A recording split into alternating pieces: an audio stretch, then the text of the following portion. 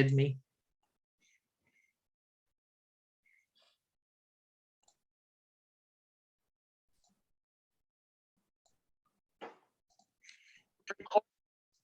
I said, if I'm gonna be honest, I've never been invited.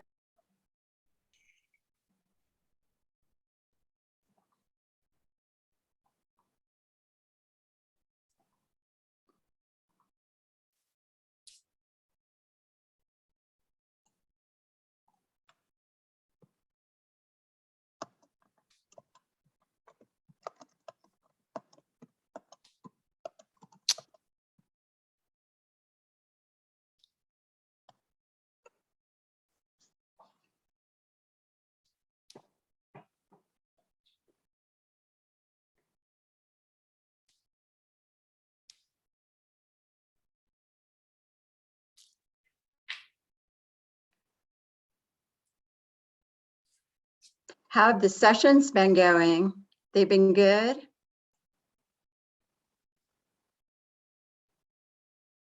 I got a heart from Priscilla. Becky, you're on mute. I don't. What? Yep.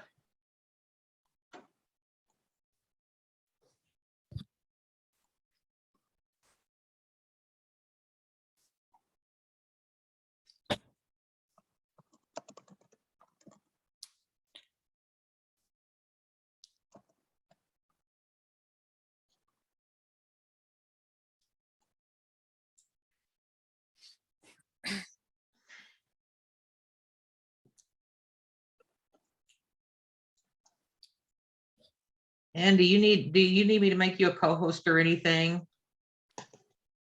Or will that just be more? Will that just be more for you? We all got, 3 of us have got your back, but I just wanted to. I think I'm okay as it is, but Okay. I'll certainly reach out if I. Okay.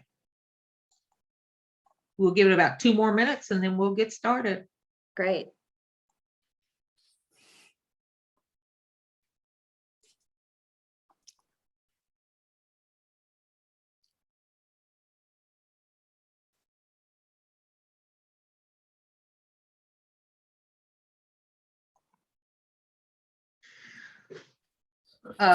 Maria? Yeah. Folks, we're not going to be able to have an interpreter in here. Maria's going to tell us a little bit about that in Spanish, so anyone that's in here will know that we're not going to be able to do that. You go right ahead, Maria. Good, thank you. Buenas tardes a todos. Si en la audiencia hay alguna persona que está esperando la interpretación de inglés-español, lamentablemente no va a estar disponible. Muchas gracias.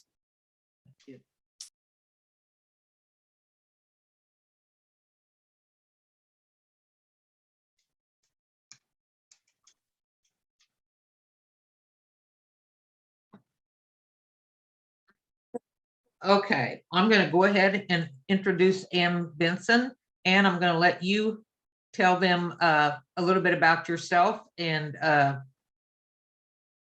let's get started. Perfect. Thank you. So I am really happy to be here today with all of you.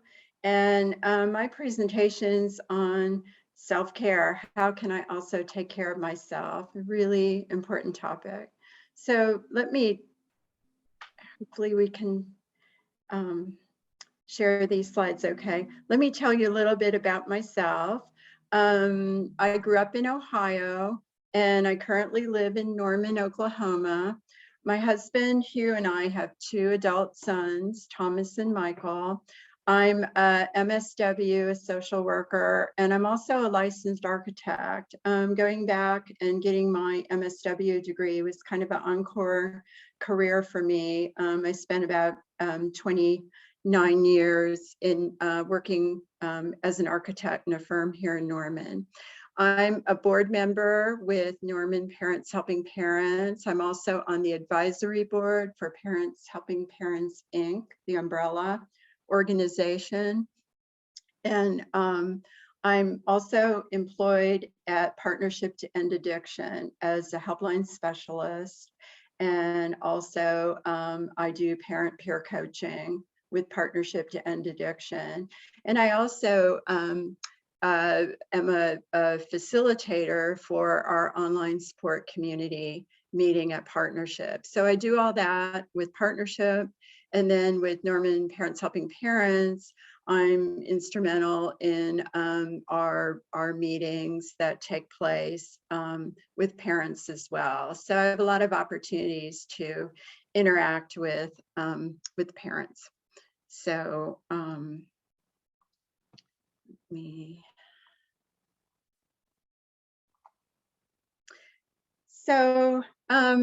I want to do a couple things. I know it's really important as we are really participating in self-care, and we want to think about ways to own our own self-care. And one way is through meditation. So I don't know if you've had time on these presentations so far to do meditations, but I thought it would be really helpful to start our presentation today with the meditation. So I'm going to ask at this point if you would close your eyes and try and get your feet on the ground, and just kind of take a minute to breathe and unwind from the day that you're having. Hopefully it's been a really great day. So close your eyes and look at the screen. If it's more comfortable to do, there's a lovely rainbow picture that one of my coworkers took, actually looking out their backyard. And just find that comfortable position to relax. Loosen your jaw and relax your forehead and all the muscles around your eyes. Notice if your shoulders are up around your ears, where they sometimes end up. And if they are, just let them relax. You might want to roll your head from side to side if that feels good. Take a deep breath in and out. Take another deep breath in, hold, and let it go. Become aware of what's going on in your mind at this moment. Observe any thoughts as if they were soft clouds floating across the sky of your mind. Don't pull those thoughts down to engage them, but just let them pass by. Then notice any deeper feelings or emotions that arise. You aren't trying to change anything, but simply observe and hold on to your awareness. Acknowledge that you are not your thoughts or your feelings. You are just observing those things in yourself. Now notice your breathing. Pull air in, coming through your nostrils, and warm air going out. Breathing in, breathing out.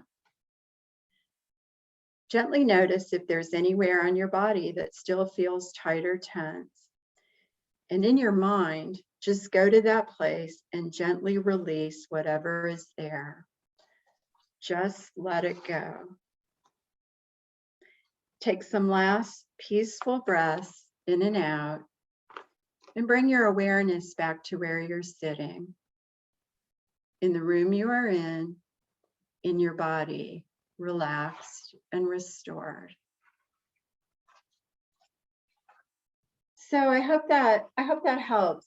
Just just a little couple minute exercise to help us get grounded and really know at any point where you are, you can take those kind of measures to just pull yourself to a better place.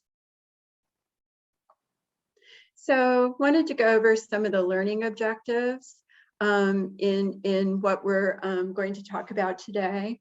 So we're going to talk about this presentation is towards supporting a parent and caregiver with a loved one who's struggling with substance use or a mental health disorder. And we're going to talk about the following things. Why is self-care important? What is that toll? How do I identify red flags? We're going to talk about it's two sides of the same coin. What is self-care? And what are some of the tools and practices I can implement? And some general strategies, as well as a balance wheel exercise and managing emotion tools that I'll share a couple of those with you, the 3 R's and the stop exercise. And then other tools and approaches.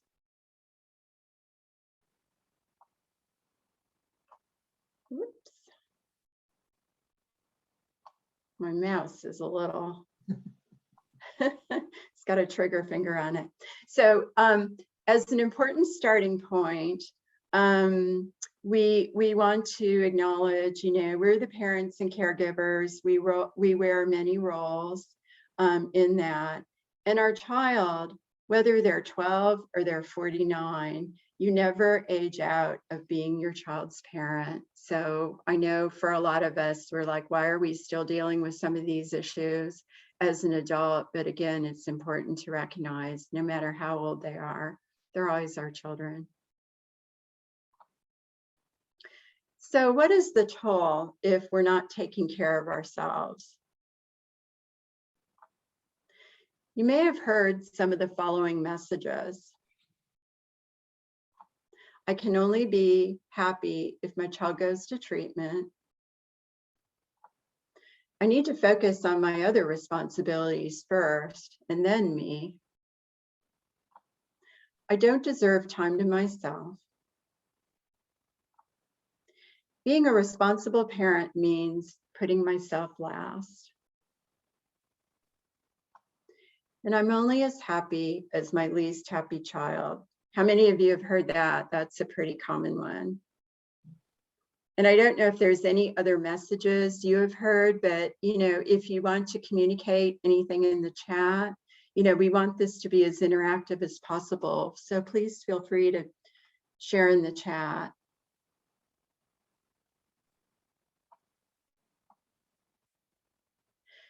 So what are the negative effects? Really, it is not uncommon for any of us to focus solely on our child when they're struggling. So our negative emotions can spin from a basis of fear. And, I'm mentioning a few of these, but you may be thinking about some of the others as well.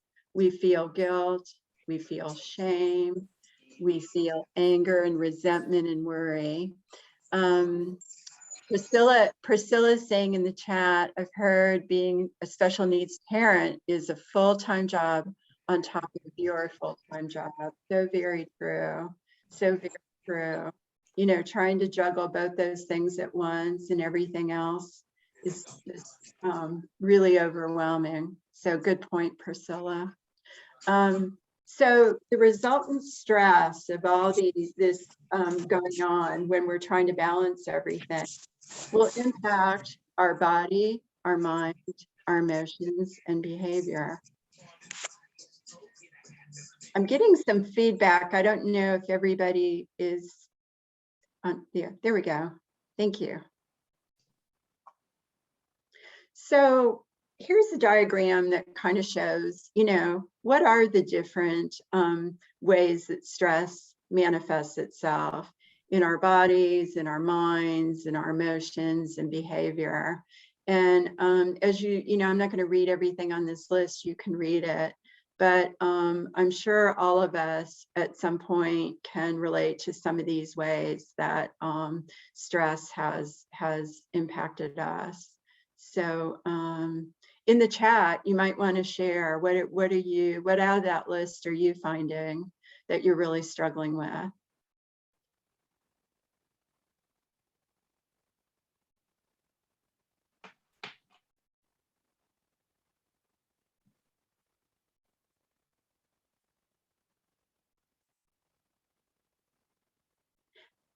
I'll keep going, but if anybody wants to share and put anything in, please let me know. But I know, for my situation with my child, boy, I had a lot of sleepless nights, a lot of irritability, there were some years in there when things were really bad that I can barely remember details of things. It's like my mind was in a fog, you know, kind of like we call it when we have people that come to meetings, the deer in the headlights look.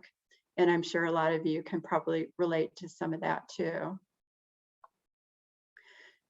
So what is the biology of, oh, here we go. Somebody shared, I'm always on high alert, waiting for the other shoe to drop. That is just what we're about to talk about. So you had the perfect lead in there. So what is the biology of fear and stress? So in a closed system, fear has nowhere to dissipate.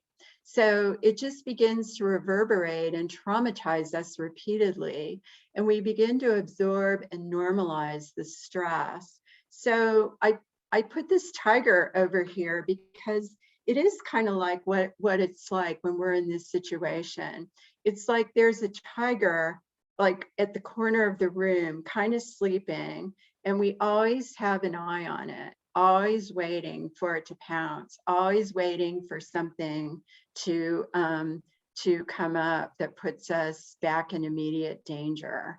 So our body's reaction is based on a survival instinct.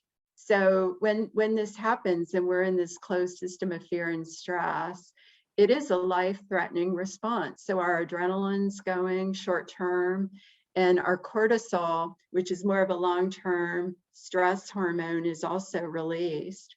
The adrenaline's really good for short term, like if that, you know, in our history, back in the Stone Age, if we had to flee that tiger, that adrenaline would serve us well. But the cortisol isn't really meant to be in our system long term. So those high levels will actually age us and deplete our immune system. And then our serotonin level drops as well. So we're more prone to anxiety and depression as a result. So this is what's going on, you know, in our biology. So when we talk about self-care, it is not selfish. I know we're kind of conditioned to think we're caretakers, we put ourselves last, but remember, self-care is tactical. It is strategic. It is not selfish. And I love this quote. This is from a professor of neurology at Stanford University. And I'm just going to read it because it's so great. He said, they are generally short-sighted, inefficient, and penny-wise and pound-foolish. But the stress responses that are in our body are the sorts of costly things that your body has to do to respond effectively in an emergency. And if you experience every day as an emergency, you will pay the price. So a really important reminder why self-care is not selfish. So what are some red flags? What are some things that we recognize when we're overstepping this and not taking care of ourselves? Here's the two sides of the same coin. So on the left side, I have some information on what are some manifestations of stress in a person struggling with alcoholism. On the other side is what happens in the family. Yeah, I'm getting some good feedback on different things that you are experiencing as well: irritability, poor health, loss of sleep, lots of those things. You'll notice on this list, the list is virtually identical. So what's really profound is we are so focused on our person who's struggling. We sometimes we lose sight that we are on a parallel path. We are in the same spiral as our person who's struggling. We just don't notice it because we are so involved in looking at them. So the very things that they experience, we are absorbing and doing as well. So maybe it makes sense that to help the family system, maybe it makes sense that it would start with us, because we are healthier than a person struggling. So yeah, the man in the mirror moment. Yeah, really good, Kimberly.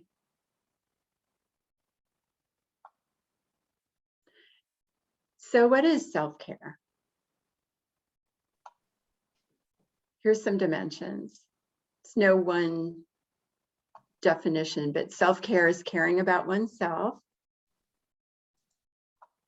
having an attitude of generosity, kindness, and patience towards oneself,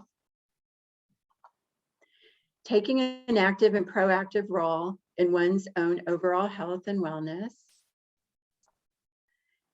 Self-care is a framework for managing our negative emotions, stress, life's challenges, and burnout. And it's an empowerment process that creates balance and equilibrium.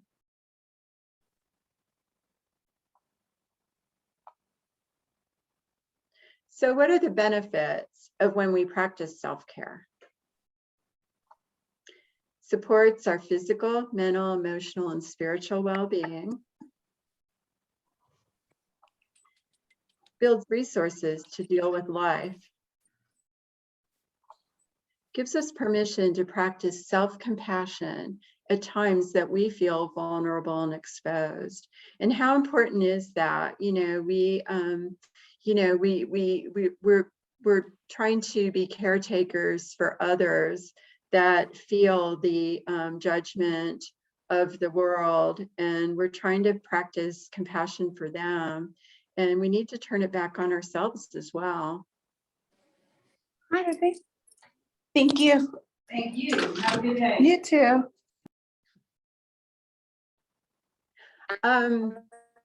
Self-care also allows us to broaden our focus and attend to other areas of our life that are important to us as well. We're not a single dimension, we're multidimensional. And we also have other people in our life that are depending on us as well. And brings out our best judgment and problem-solving skills necessary to address issues arising with our child. By practicing self-care, it models healthy behaviors and coping skills for our child. So how important is that, to be a role model for things that we want our child to learn as well and to be able to benefit from? And finally, it enhances positive emotions like joy, gratitude, hope, and serenity. You know, any situation that's zapping us of our strength and our emotions, it robs us of the joy that we should have to share life with others and to just enjoy all the blessings of life. So really important to keep that in mind and keep our perspective. So what are some general self-care strategies? Here's 5 essential self-care strategies. These are pretty basic, but we lose sight of them sometime. I know there's a lot of time. I recently I had an elderly dog, and she recently passed away, and it was really hard to get sleep because she was needy at night. And so I had to put my own needs last, but I really started to realize how depleted I was and how that impacted my attitude from lack of sleep. So the 5 essential self-care strategies: sleep, exercise, proper nutrition, relaxation, and connectedness. So sleep. So on an average, we need 7 to 8 hours of sleep a night. That's what's required. And as we all know, these disturbances in sleep can really impact the quality of life and our performances. So some practices that support and improve sleep are creating a regular sleep schedule, cultivating sleep rituals, for example, drinking a warm beverage before bed or journaling, limiting caffeine and sugar, especially at night, utilizing relaxation practices that include breathing or listening to music, minimizing bedroom light and noise, getting proper nutrition through food and supplements, limiting activity prior to sleep, especially use of computer or cell phones. And I'm also curious, based on this list, do you have any other tips that have helped you when you're having issues getting your sleep? So love to see them in the chat if you want to add some.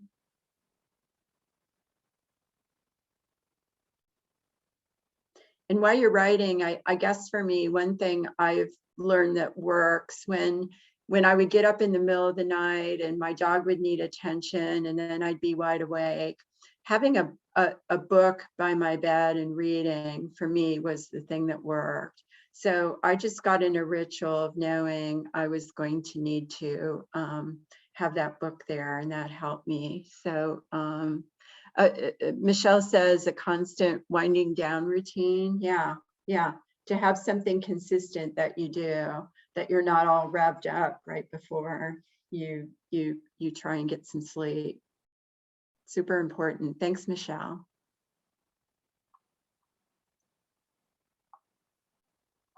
So exercise. So physical exercise for about 20 to 30 minutes each day really reduces the body's reaction to stress, helps us with negative thoughts, anxiety, helps with our self-esteem. Even if that's just like a nice walk, it doesn't have to be something very rigorous. But here's some practices that support getting regular exercise.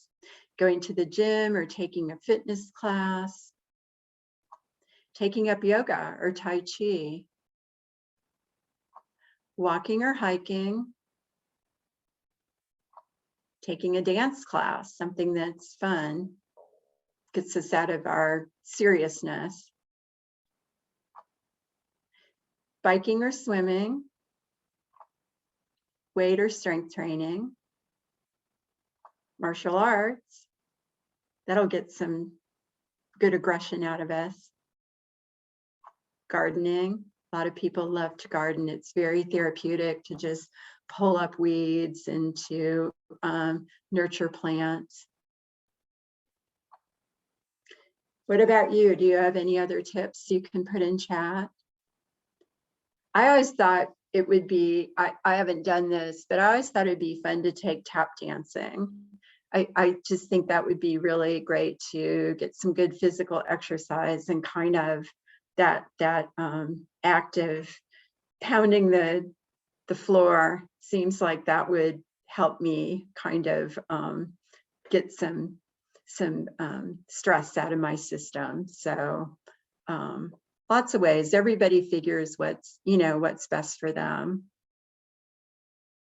So if you, nature walks. Yeah, Roy said.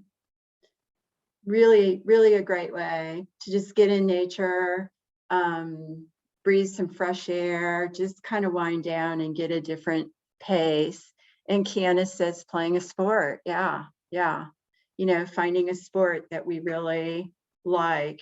And, sometimes if it's a sport that is, a team sport, that builds some connection too. So that can be a double win.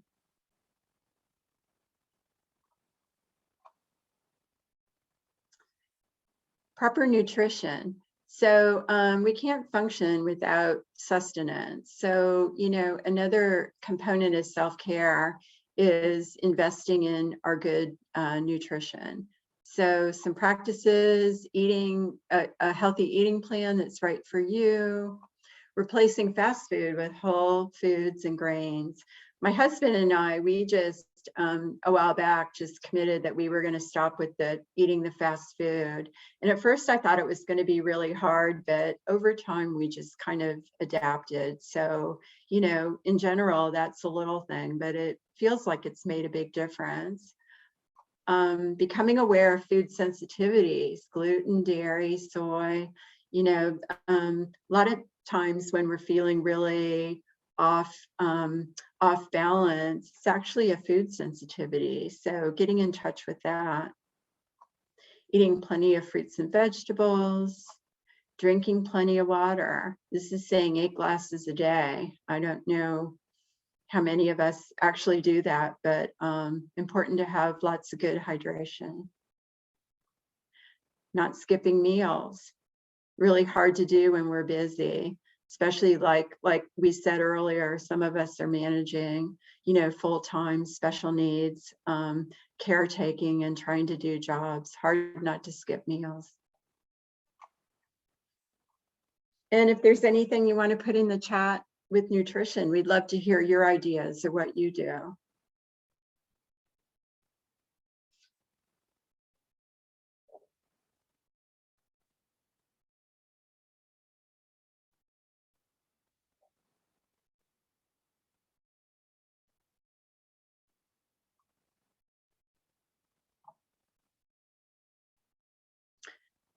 So relaxation. Relaxation is another really important aspect of our self-care. So, Michelle says, try to avoid stress eating when stressed or off balance. That's a really important tip, Michelle. Really good point. How many of us do that? When things get really stressful, we just kind of crave some foods that aren't really good for us and ends up making the situation actually worse. So it's a really good point. Relaxation. So here's some tips.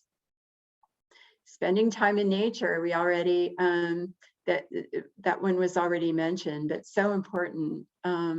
Okay, Roy says, I do some fermented foods.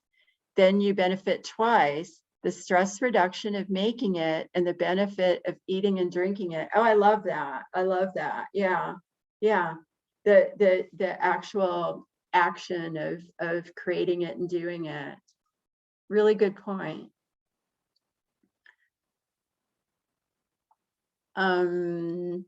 Towards relaxation, taking a hot bath or sauna. Boy, I have done that a lot.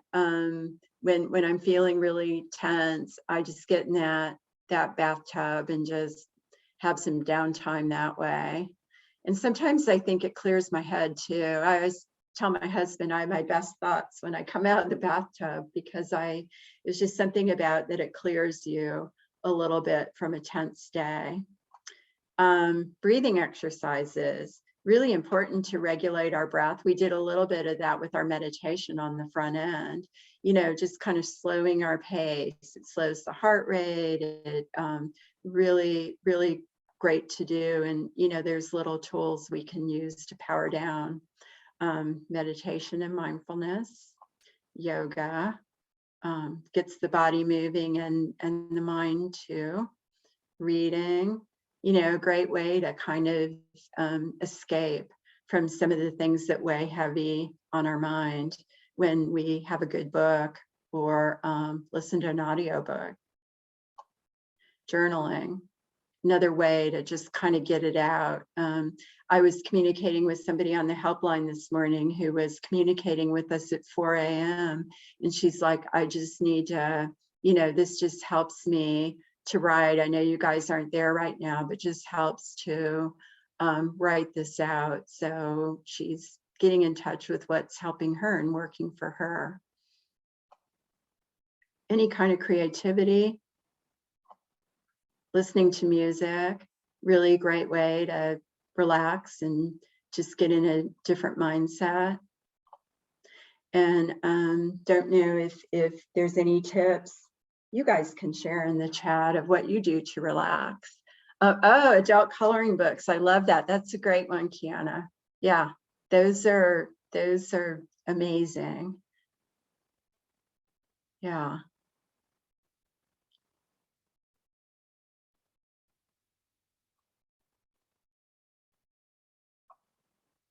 So our last one of the 5 tips, connectedness. Connectedness is so important to our well-being. So many of these situations our loved ones face are very isolating. Addiction's isolating, mental health is isolating, all those things that special needs, you know, if our children are facing other special needs, very isolating. And we absorb that. We tend to mirror that same isolation, and that really weighs on our ability to take care of ourselves. So here's some practices that support connectedness. Spiritual practices such as prayer, meditation, or any kind of contemplation. Participating in community, you know, whether it's you know, a church activity or a family event or something from work, or a you know, a support group for recovery. Spending time with family and friends, very important, making time for that. Accessing peer support services, again, a really important way. There are so many ways out there now to connect, whether you're trying to find an in-person meeting or you're trying to access something on Zoom. But just that act of not feeling like, you know, we're the only ones going through what we're going through is really important. Connecting through meditation, journaling, self-reflection. Spending time in nature, that keeps coming up over and over, really important. Quiet time, just allowing ourselves a moment to just reduce the amount of things that are coming our way, and to just kind of power down a little bit. Silliness and fun, really important, to just give ourselves permission to not always be so serious, and to embrace that life can be fun. So anything that comes to mind for you that you want to put in the chat, I'd love to hear your ideas on that. How do you find connectedness?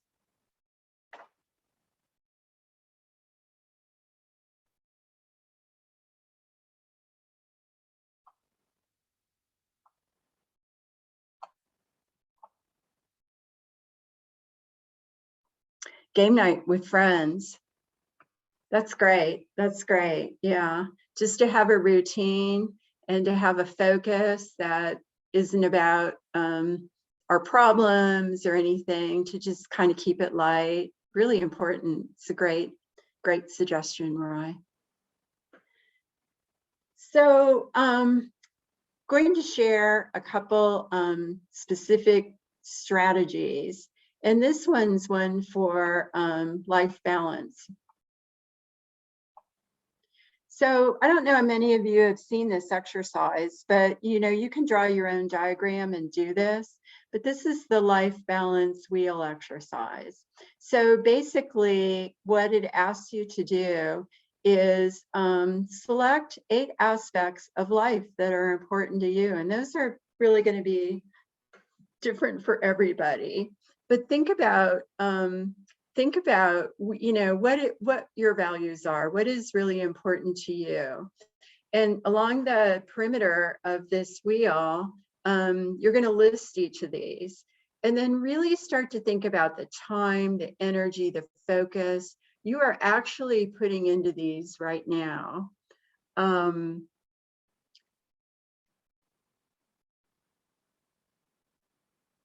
So yeah, so and then what you want to do is there's a measure from 0 to 10 on each of these. So what you would do on your own wheel is to really kind of gauge where you are right now, even though these things are important to you. And then you connect the dots. And what you'll probably find is something similar to this example I've made here. You probably have a wheel that's giving you a bumpy ride. Even though certain things are important to you, you're probably really not fully invested in them. So it's just a great exercise to do to see where you are and where you need to maybe do some focus, because these things are important to you. So here's the chart that goes with this, and you can create one of these on your own. So you can list, what are those 8 things that you listed, and what's an action that you can implement this week. Be as specific as possible with, you know, what day you're going to do it, what time, what the situation is, and really see if you can commit and stay on track. And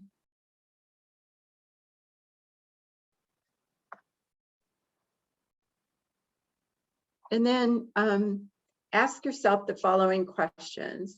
What area could you address this week and improve your self-care? What small step would align your actions with fuller living in this area? And what are the barriers? You know, how could you navigate and get around those barriers? Being realistic about what's getting in the way of the things that are important to you that you want to do. So you might want to try something like that on your own. So here's 2 more strategies that help with managing negative emotions. Kind of stopping that, you know, that kind of pinging that goes on in our heads where we get in those negative frame of mind that really pulls us down. You know, there's a saying in recovery circles that says, fake it till you make it. And sometimes we just need to kind of repath our brains to go on a different track, because kind of like if you were on a mountain with snow and you were on skis and you went down the same path over and over, you create these ruts, and your emotions and feelings are like that too, that you can automatically path yourself to these negative emotions and feelings. So these are strategies for actually managing negative emotions and repathing some of these. So the first one is, and hopefully this will work, this is a video.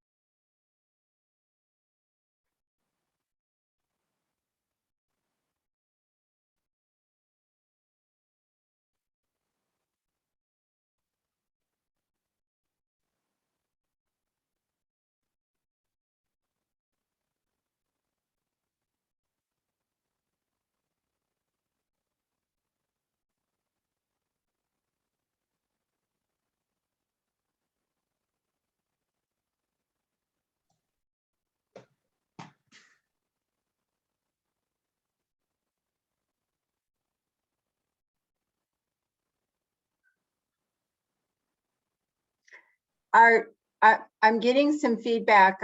Are you not hearing the video? No. I'm sorry. I'm sorry. We're not So, seeing the video. and what you'll either. have to do is You're not stop seeing it sharing. or hearing it. Okay, okay. I'm just gonna move on. I'm gonna move on. Because sorry about that. I thought I was set up and it would play. Oh. Okay, are you seeing the screen now? So, Anne, what you'll have to do is you're gonna have to stop sharing your screen and then Okay, reshare again. But when you reshare, share the video with sound. okay. Now I did initially click the share with sound before we started this presentation. Yeah, but I think the problem is Zoom doesn't, once you're sharing one thing, it doesn't do a real good job of switching over to the other. So you have to tell it to stop sharing and then give it the command to reshare. So Okay, you might try that. Yeah, okay, and we've got good. about 10 minutes, so. you Okay, can decide okay. What you want to do. yeah.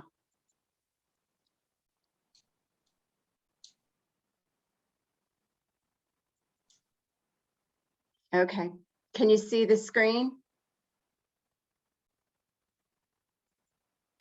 Yes, we can. Stop strategy, right? Yes, yeah, yeah. So the STOP strategy, the acronym is STOP stands for stop and hit the pause button. Take a deep breath. Observe what's happening and how the situation is affecting you. And proceed with actions that reflect who you are and who you want to be as a parent. So this is a strategy to help you act rather than react. So the S, stop and hit that pause button. So sometimes when you're triggered, you just want to, give yourself permission to hit that pause. And you might even want to just envision a big stop sign to just stop in your tracks. The T is take a breath. A deep breath will calm you down and give you time to think. And you may further ground yourself by taking a walk, talking to a friend, eating a healthy snack, taking a bath or nap, journaling, listening to music, or anything else that you think, any other tips you might want to put in the chat of what you do, once you take that, that time for you. So the O, observe what's happening to you and how the situation is affecting you. Your physical sensations, your heart rate may increase. You may have a clenched jaw. You might have a pit in your stomach, tension headache, inability to concentrate. Your emotions might be you're full of fear, anger, hopelessness, worry. And what thoughts are going through your mind? So again, observe what's happening, what you're thinking. What do I have to do to make her stop? Why is she hurting me like this? I'm so angry and I feel like I'm going to lose it. I didn't raise her to be this way. I'm going to show him who runs this house. So the P in stop, proceed with actions that reflect who you want to be as a parent. You can show up more often with that STOP acronym going.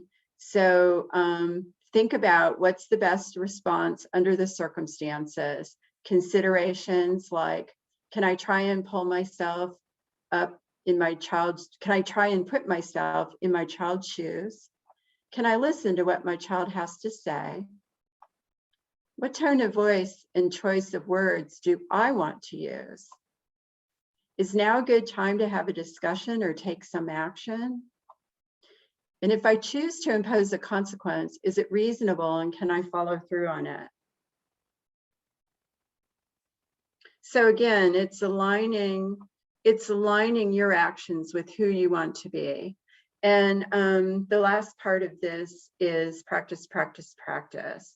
You know, it takes a lot to just put this in action and to be grounded, to handle situations in ways that are consistent with your value, and to model what you want for your child on how you handle stressful situations. So what are some other strategies and resources? And where can I learn them?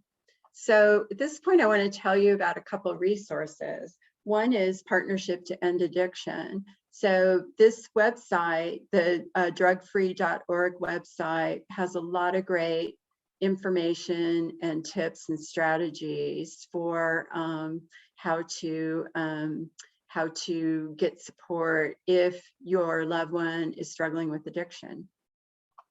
So there's different programs, all free at Partnership.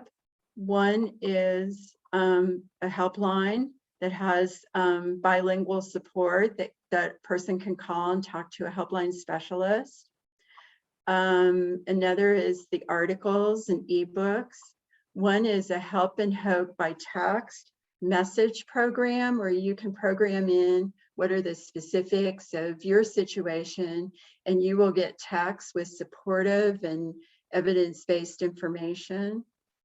Another is the e-learning programs that they provide with tips and tools. Another is Parent Peer Coaching. They have a free one-on-one peer parent coach program where person can work one-on-one with another parent who's been in the trenches. And then the last program, and all these are free, is online support community meeting where families gather. They are hosted by the parent peer coaches, and we look at different strategies and tools and ways to support one another. So I'm kind of, in the last few minutes, I'm kind of going to emphasize some of the programs and strategies and tools that we use in the online support community meetings. One is a topic, it's still okay to cry. So sometimes we really haven't made space for grief in what's happening in our situation. And if we don't, our bodies will. So, you know, avoiding our grief really prolongs suffering and damages our body. So it's important to appreciate grief is there to slow us down. Suppressing it can be a missed opportunity to show that we also need support and care. And when you think about finding ways to feel grief and sit with life changes, we can be better to be simply present in another's pain and, you know, really embrace a moment of connection that can help ourselves and another. Accepting reality. This is another one of the topics that we talk about. Radical acceptance doesn't mean you approve of the situation or you're giving up or that it isn't painful, but acceptance reduces the power that the problem has over you. So tips are like, notice when you're fighting reality against reality, remind yourself that you can't change what has already happened, embrace your feelings, pretend that you're accepting reality, even though, you know, that fake it till you make it, just kind of go there till you can really embrace it. Relax your body, use coping statements such as it is what it is, and I can accept that. I can only control my actions and reactions. And then of course, practice, practice, practice. So, and the final one, changing our lenses. We actually, remember, have choices on how we feel and how we behave. And so, you know, how can we harness that and actually manage our thoughts and perspectives so we're not running amok? So the steps to realizing reality: rate your current situation from 1 to 10. How unbearable is it? And then, really figure out what is your level of distress. Ask yourself, how terrible is it? Is it really as bad as it feels? And can I get through this? Give yourself a little bit of perspective. Is it as bad as a hurricane or earthquake or famine or war? Could it be worse? And look for something good. Is there anything else that's occurring at the same time that's positive? And what good might come from that, even if it's not related to your situation. So another resource I want to share that I talked about at the beginning is Parents Helping Parents. And Becky, who's moderating this, is our executive director. Here's our website, parentshelpingparents.info. We have great support resources here as well. And we have chapter meetings where parents gather and we bring in speakers and lend support to one another. So I'm ending with a personal Bill of Rights. So just a reminder, I have a right to say no to requests or demands I can't meet, express all of my feelings, positive or negative, change my mind, make mistakes, and not have to be perfect, follow my own values and standards, say no to anything when I feel I am not ready, it is unsafe, or it violates my values, determine my own priorities, not be responsible for others' behaviors, actions, feelings, or problems, expect honesty from others, be angry at someone I love. I have a right to be uniquely myself and feel scared if I say I'm afraid. I have a right to say I don't know. I have a right to not give excuses or reasons for my behavior. I have a right to make decisions based on my feelings. I have a right that my own needs for personal space and time are important. I have a right to be playful and frivolous. I have a right to be healthier than those around me. I have a right to be non-abusive in a non-abusive environment. I have a right to make friends and be comfortable with people around me. I have a right to change and grow. Have my needs and wants respected by others, to be treated with dignity and respect, to be happy, and to think about me without feeling selfish. So I really appreciated this time to share. Sorry about the video. It's another, I can send the link to it if that's helpful. Maybe you can watch it on your own, but really appreciate the opportunity to share with you the importance of self-care. And I know we just have a minute or two left, but if there's any questions or anything, I would welcome the opportunity to open it up for discussion or questions.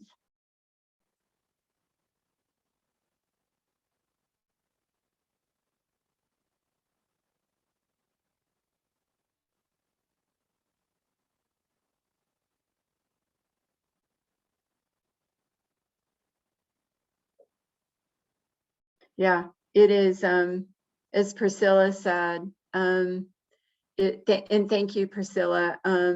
It isn't always easy to make self-care a priority. We need to be reminded a lot of times how important it is. So just the fact that you all took time to be part of this presentation shows some effort and some interest on your part to know how important this is. So I'm really happy to be here today.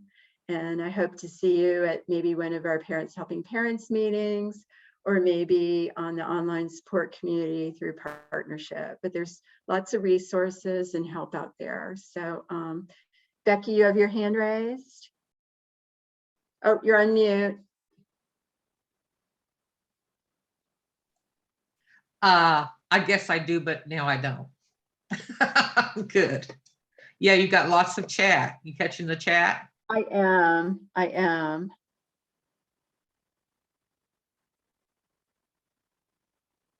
will we have access to this slideshow? Absolutely. Yeah. Yes.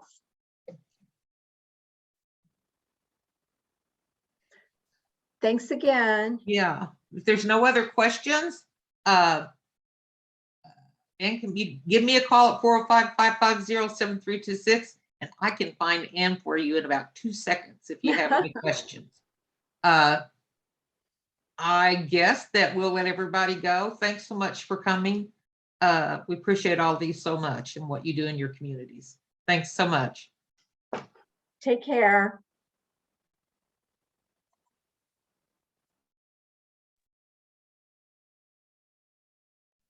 If you want to stop Hi. recording.